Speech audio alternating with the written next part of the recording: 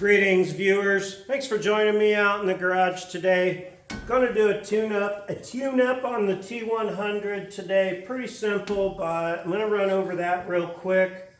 I'm going to show you on the EGR delete what I did. Sorry I messed that video up, but it's also very simple. So a tune-up, simple thing, make a big difference. I've done a little bit of changing around with tires and wheels out here in the shop, and I have put these off the T100 on the Mini, and man, I think they look great on there. There's the old dead Trailblazer. Hope you enjoyed some of the videos on that. It's getting stripped down and ready to go away. So I took those off the T100. I took these off the 3rd Gen 4Runner. These are the 31s, which measure about 30¼ tall. This truck has a 456 gear set in it with the 305 speed, and it was running so good, I thought it deserved a bigger and better tire. So that's what I've switched over to this. And because the Trailblazer did so well out in the woods on its bald-ass street tires, my 4Runner, not to be shown up by a Trailblazer, I switched it over to some basically bald street tires to see how well it would wheel. You can't get more basic than open diffs, stock truck, and bald street tires. But let me tell you, it really increases the fun factor. I have had this out wheeling multiple times. If you haven't seen the videos already, you will see them soon. Got a little bit into the trees here and there, but that's all part of wheeling. This truck runs so good, sounds so good, drives nice down the road, and now it's out wheeling on bald street tires, and I couldn't be happier at the moment with the way things are going there.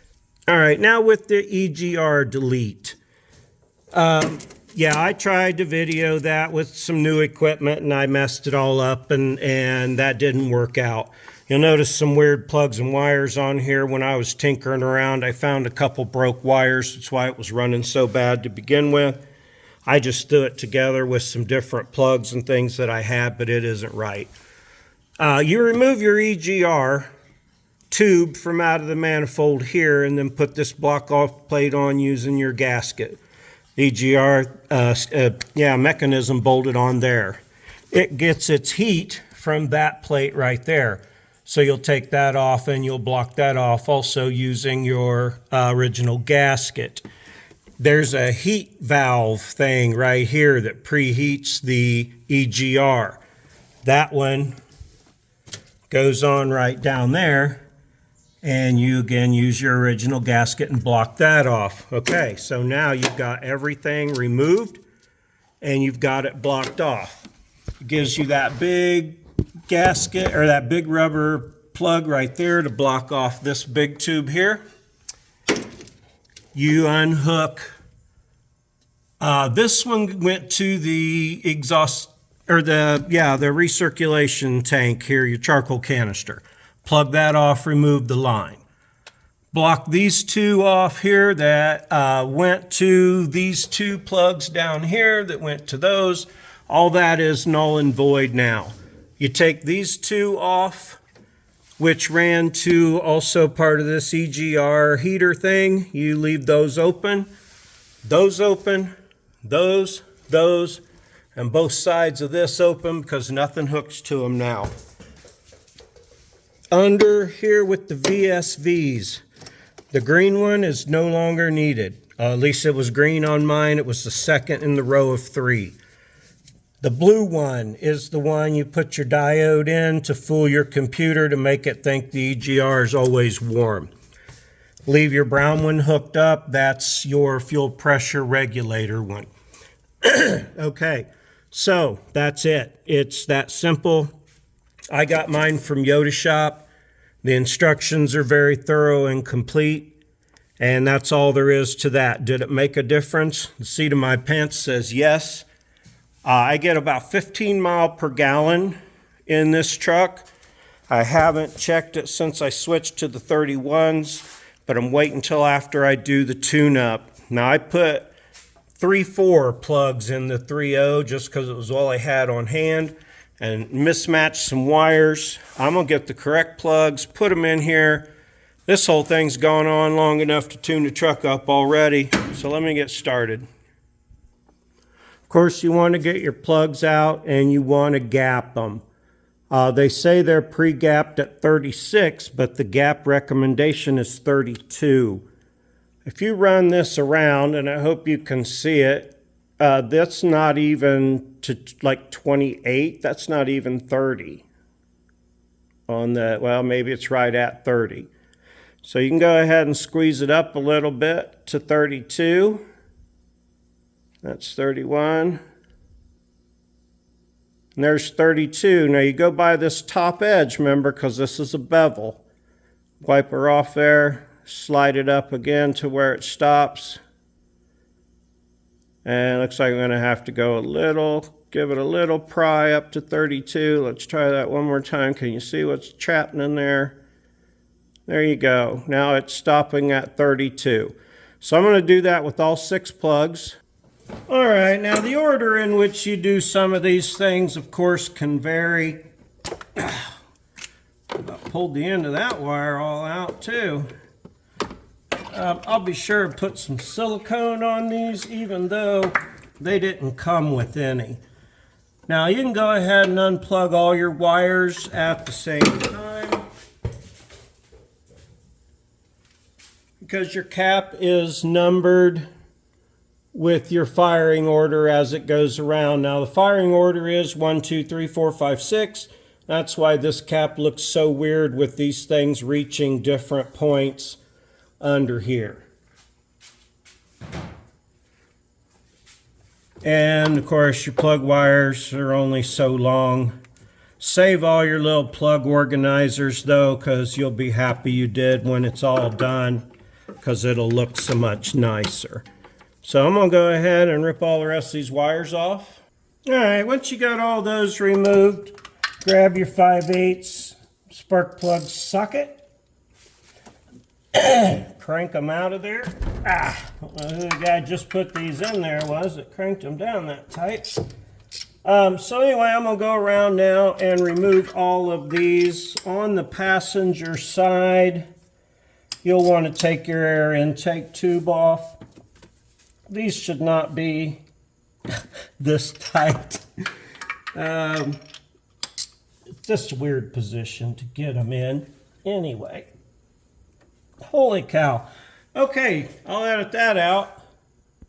Yeah, you should never, it shouldn't be in there that tight. They got the resistor plug thing, you know, the resistor washers. Apparently I went a little overboard. I'm going to take the rest of them out. All right, now I generally, excuse me, do one thing at a time. Like I'll take all the wires off, I'll pull all the plugs, I'll gap all the plugs, and I will put the anti-seize on. Now one way I've found that I like to do is I'll just put a glob on one and then wheel it around the threads with another one, and then generally what globs up on the other one, I'm clear down at the end of 6 now. But you can just kind of keep rolling it through your threads. It doesn't get too much on. It's a pretty easy way to spread it. However you do it, you don't want to forget, that's for sure. So after you get all of your plugs anti-sneezed up so that they don't gall the threads up in there when you're going metal on aluminum. Oops, left my wrench on the other side. Now I will go through and put them all in. You can just drop it down in so it hangs on to your socket, and then just be careful when you are starting them that you start them nice and straight and that they thread in easily afterwards. Yeah, I gotta get the angle going right. Hey, there goes my light again. That light is Trying not to be thrown in the trash. Okay, anyway, finally got that angle straight. I'll take another one. I'll run all three in on this side and tighten them. I'll go over to the other side and run them in. And then we'll come back and do the cap rotor and the wires. And your tune-up will be done. Okay, once you get all your sparky plugs in, take the little bolts out around your distributor. They're an 8mm on this particular unit. You don't need your spark plug wrench anymore. Set that on the ground. Get these babies out of here.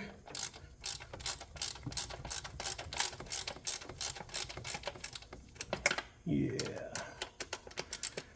Alright, changing this is pretty easy. Once you get the screws out, take it off and discard it. The rotor bug takes a little Phillips screwdriver action with a shorter screwdriver. To get the rotor bug off takes, it's a rotor button. I always call it a rotor bug, I always have. Get your stubby Phillips in there. Be careful, don't lose those screws. Because they're tiny and they're fine thread. I think you'd struggle to find another one like it in your box of tricks, but possibly. Okay. All right, that dude unbolts. A little thing inside there that makes them a spark. These things are really crappy. Look how dirty that is. And I've even gone through and cleaned these up once. Okay, new rotor button will only go on in one direction because of the way it's made. So that nice pretty fresh unit's going on there. One screw, don't lose it.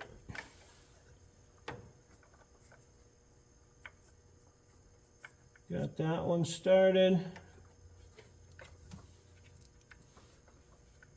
All right, second screw. Don't lose it. And get it going in there. Oh, perfect. All right, cranking this down.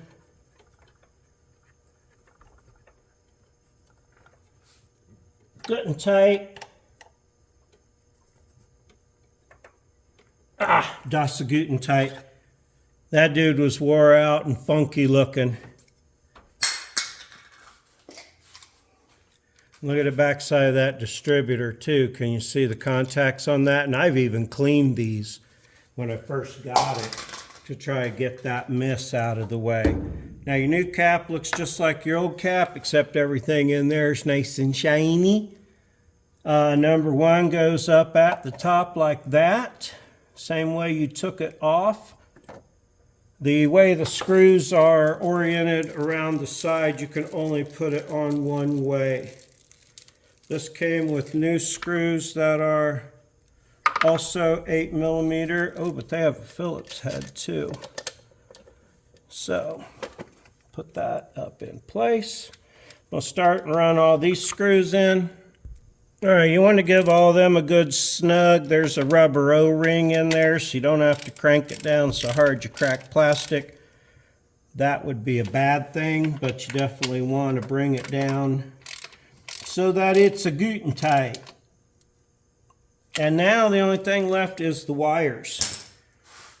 1, 3, and 5, actually 1, 5, and 3, come out on the side of 1, 5, 3. Yeah, that's what I said.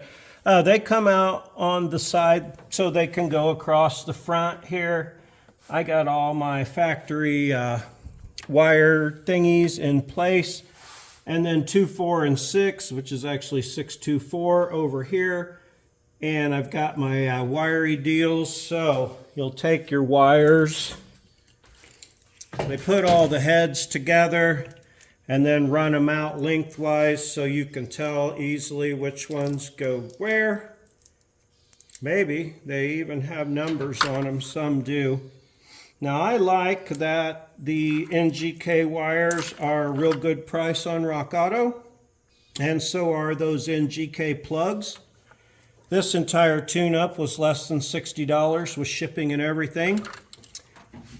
Now, run an NGK plug, fine. Run an NGK wire or any other kind of wire, really, as long as it's a good quality. Bosch is okay for your distributor cap and rotor because these are Bosch, but I would never run a Bosch spark plug in a Toyota motor. Always Denso or NGKs. Okay, enough about that. Now, one of these wires obviously is your coil, so pop it off to one side. Take your very longest one. That's going to be for number 5. So you can clip it on out here as number 5. And we'll save that one to run over to the other side. Your second longest one is going to be number 3. So we can go ahead and clip it on here in number 3 spot. Make sure the clip is good and hang it over here. And then our other longest one clearly is going to be number 1. Now I'll show you when I get over to that side what I do with these. Okay, over here, coil wire can go on last.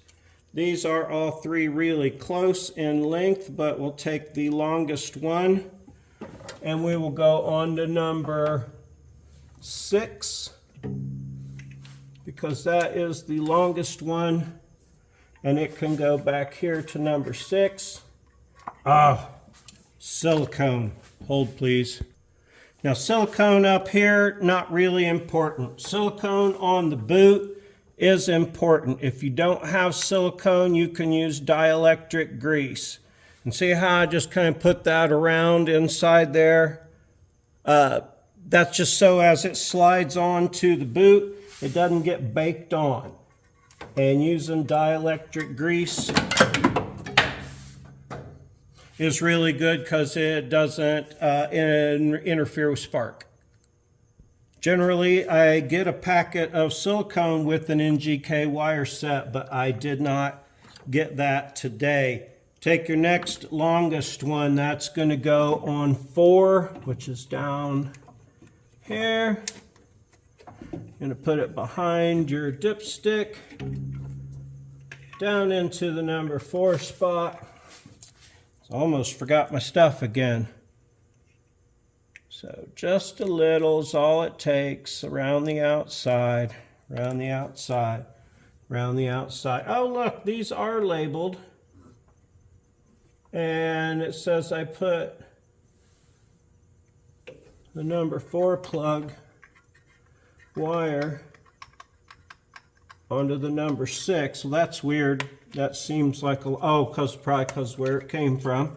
So we'll put them on like they say. Number 4 here. Oh, come on now. All right, and number 6, which it says this one should be for number 6. So it's siliconed up. It's on. There's spot number 6. I'm going to bring that one up here to the highest spot to keep it away on my clipper. That one can clearly go, maybe not even on there, dang. All right, and now I'm going to go ahead and put my silicone or my dielectric grease on. Clip this one. It says specifically for numero dos. Make sure when you sliding these on, you get that nice click, and when you pull them, they feel good. Okay, so this one's going to go here to number 2. Now it has to go on the other side of the thing, up here and over. You'll see the best way that you like to route them as you go. I'm going to make sure that they all go in nice and straight and flat. And then this one here, I'm going to put in the second spot and this one into the third spot. Those are pretty nice. I do have another clipper over here that holds two. I just don't see it being necessary unless I want to hold these two up together like I do. Yeah, I'm going to do that. So there's another little wire clipper installed to keep those two separate and up out of the way. Now, since I'm done with those on that side, coil wire time. Either end can go in either end, it doesn't matter. That one's good and out of the way. Now, over here, and I know this part's probably the easy part. Number one.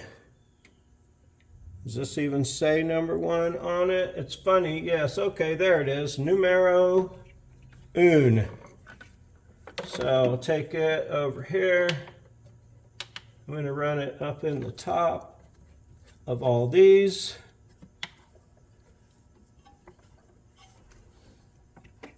That. Bring my light. See, it's real easy to do this all after the fact, or do your wires last. Get my goop. Why I'm going to go ahead and just show you all of this part in case you were curious. The rest of it is kind of do one. They're all the same, but this is a little different to put these all in. So number one, back in place. Come back around here and get my number 5 is on my number 5 spot. And I'll run it in the third position. Second, I will run the number 3. Pull it up nice. Put it in the second spot all the way across, make it look real pretty. I love using all these factory wire looms, or not looms, but the little wire holder things. All right, that one is done. I'm going to go under number 1 and on. I can see where I need one there. Now, I had a little 2-pronger one up here earlier. Don't see a need for that one now. I'm going to switch places, actually.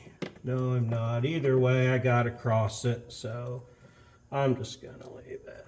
Forget that I said anything there. All right, so those all look real good. Coming back around here, going to my bottom. It goes in my bottom. It doesn't. Okay, now I'm going to go under these. Lube the last one for the boot. Come back here and plug it in. All right, now I've got my wires number in 1, 2, and 3 here. I'm going to put a holder on them. They're not 1, 2, 3, they're 1, 3, 5, but you know what I mean about the way I got them going here. All right, and now I can use this one here that just holds 2. Separate those. Nice. Okay, so there is now my tune-up. You got to see the whole thing, listen to me ramble about a bunch of crap. Yeah, I hope that you watched the video on resealing the power steering pump if that's something you need. I got some new wheeling videos out, I think, by the time you're seeing this. Sorry I messed up the EGR thing. She ought to run like a top right now. Of course, don't forget to put your air hose or your air intake tube back on first. All right, viewers, we'll change the wardrobe for that test drive. Battery went dead when I went to start it. I didn't realize I yammered on a while. It did indeed run like a champ afterwards. Really even better than it did after I made the, well, of course better than it did with the wrong plugs in it. I just wanted to touch on one more thing that I think is important and is also part of these wire separators. You see how they keep the wires from touching each other all the way around. Same thing on the other side here.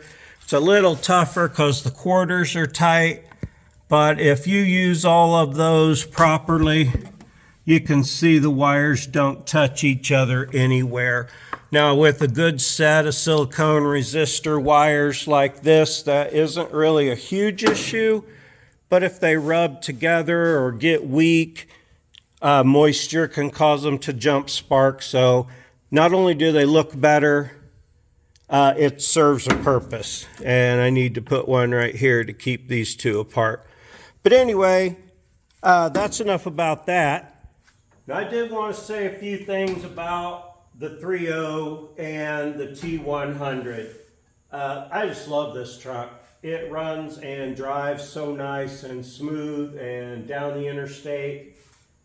This is no speed demon, but you know, the 3.4 is not a speed demon either.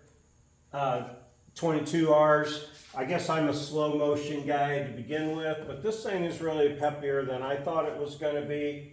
I've been enjoying driving this at almost 1,000 miles on it now.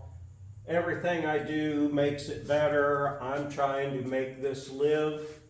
So I did the EGR delete, I did the catalytic converter delete, and tune up now. I did flush the cooling system, so I'm trying to give it every opportunity. New air cleaner, PCV valves in a tough spot to get to, but I'm going to try and clean that next. Resealed the power steering pump, no leaks at all now. I am just loving this truck. So I think all the haters just hate them because they've heard you're supposed to. I don't know for sure, but I really like this one so far, and I'm going to keep you in touch as we go along. Enough about that. Thanks for joining me out in the shop today. I really do appreciate it. I have hit 2,500 subscribers now. Thank you, thank you, thank you from the bottom of my heart, seriously. It means a great deal to me. It really does. So if you like my show, please like it. If you would subscribe, if you want to see some more, watch some of my old videos, watch them through till the end. Little things like that, liking, subscribing, leaving a comment, those kinds of things are all free, easy, and painless. And I just want to say one thing here. As many of you know, the Junkyard Gold guy, Steve Maniente, is really ill with the brain injury. I understand last update he is on the road to recovery, but everybody is telling everybody to go and watch and like his shows, subscribe, click bells, links, give thumbs up and things like that to help him with his medical bills. It's such an easy thing to do. You could do it for all your favorite shows and they would all really appreciate it and continue to be your favorite shows. So enough about that. I want to be your favorite show.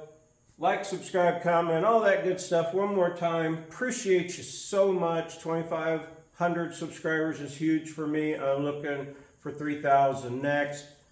Help me accomplish that. Appreciate y'all. Have a super great day.